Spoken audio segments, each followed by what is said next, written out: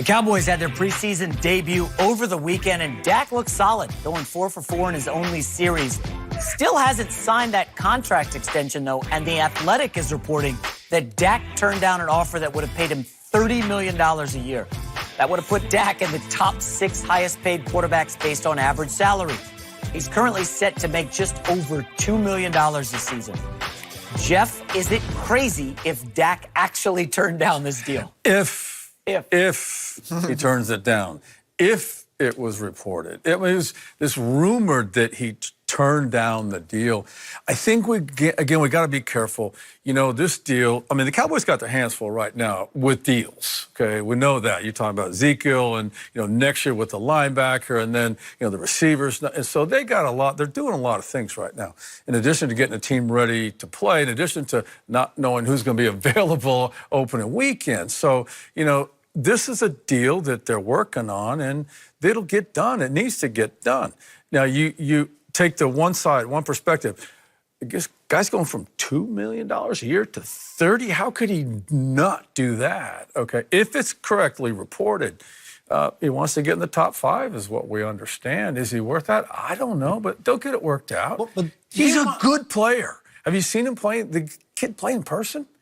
He's impressive. But the only thing, Jeff, is if he is that franchise quarterback, they would have made a deal with him if they really believed that. I still think the jury's out, even in Dallas, where they've had success. They've won 2 of the last 3 NFC titles. But I don't believe it because everybody in this league wants a franchise quarterback. You have to have one to give yourself a chance to win. So if he was all that, I think they would have done it. And the reason that they haven't, even though I'm not sure about that number, because I'm with you. If I'm Dak Prescott, I'm all over it. I would cut my finger in the room and put an X on the paper. I'd do whatever I can if there was no pen around. Jeff, you called him good.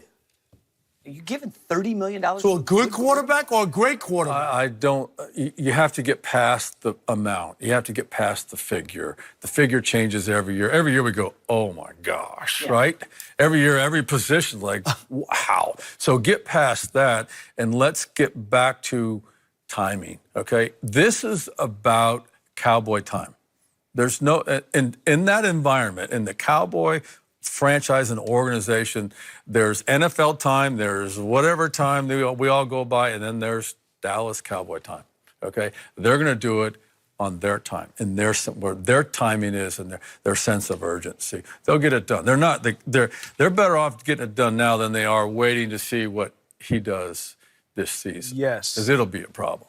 It will be a problem, and this is why I say you do pay Dak Prescott, and he is worth it because, as you just ended, it will be a problem. Why will it be a problem? Because you continue to build your roster around him that will support what he does with Amari Cooper, Randall Cobb, Michael, and then if Ezekiel Elliott is healthy and he's on the field with all of those weapons, and you get your starting center back, you're setting him up for the best season of his career. And he's 4 years in now. So he has 4 years of experience to where he knows what worked, what didn't work. Now I have weapons that I've started out with in OTAs and mini camp, all this time during March, all leading up to the first week of the season. Like, you have nowhere to go but up. But you've seen the Cowboys seen all the mediocre numbers and ratings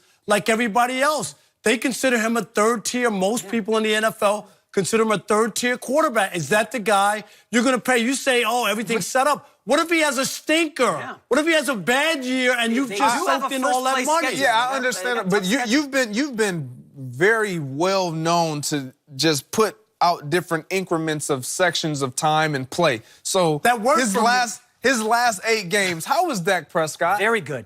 Very, very, very good. So our last sample size of seeing what we saw with Dak Prescott, once he developed and got a number 1, what we consider to be a number 1 receiver, he was special. He did things that we hadn't seen him do. And that's what we're looking at now, and that's what he's in hopes of, is look, now I have an actual receiving core and a Jason Witten that may not provide production, but he's there as a sounding board to make sure everything stays together. I think Dak Prescott is worth it, and he's going to have a great year. Let's also throw this into it. What about the running back? Okay, so what were you guys had the stats? If he had 20 touches or 25 carries, the Cowboys, since Zeke's arrival, were winning 80% of their games, something like that. Yeah. It's a big Okay, number. so it's a big number, right? Okay, so where's he right now?